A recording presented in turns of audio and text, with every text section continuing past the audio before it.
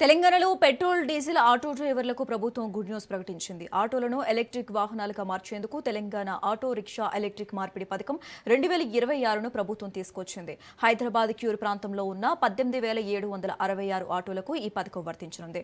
ఇందులో 11,254 diesel, 7,512 petrol ఆటోలు ఉన్నాయి. ఆటోను ఎలక్ట్రిక్ గా మార్చేందుకు లేదా కొత్త ఎలక్ట్రిక్ ఆటో కొనుగోలుకు 1.50 లక్షల వరకు సబ్సిడీ అందించనున్నారు.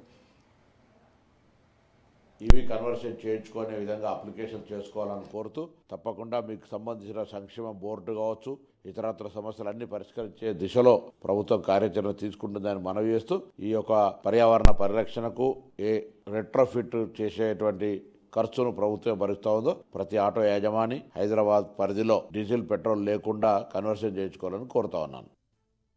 హైదరాబాద్లో ఉన్నటువంటి ఆటో కార్మికులందరికీ శుభాకాంక్షలు. పర్యావరణాన్ని కాపాడడానికి మీరు కూడా భాగస్వాములు కావాలని, మీ ఆటోలన్నీ ఈవీకి కన్వర్షన్ చేసుకోవడానికి అయ్యే ఖర్చును ప్రభుత్వమే భరిస్తూ ప్రతి ఆటోకు 1,50,000 రూపాయలు ఇచ్చే విధంగా కార్యాచరణ రూపొందించింది. అందరూ తప్పకుండా హైదరాబాద్ భవిష్యత్తు దృష్ట్యా, పర్యావరణ దృష్ట్యా అందరూ కూడా ఈ యొక్క ఆటోలను ఈవీ కన్వర్షన్ చేయించుకునే విధంగా అప్లికేషన్ చేసుకోవాలని కోరుతూ తప్పకుండా మీకు సంబంధించిన సంక్షేమ బోర్డు కావచ్చు, ఇతరత్ర సమస్యలన్నీ పరిష్కరించే దిశలో ప్రభుత్వం కార్యాచరణ తీసుకుంటుందని మనవి చేస్తూ ఈ యొక్క పర్యావరణ పరిరక్షణకు రెట్రోఫిట్ చేసేటువంటి ఖర్చును ప్రభుత్వం భరిస్తూ ఉందో ప్రతి ఆటో యాజమాని హైదరాబాద్ పరిధిలో డీజిల్ పెట్రోల్ లేకుండా కన్వర్షన్ చేయించుకోవాలని కోరుతా ఉన్నాను.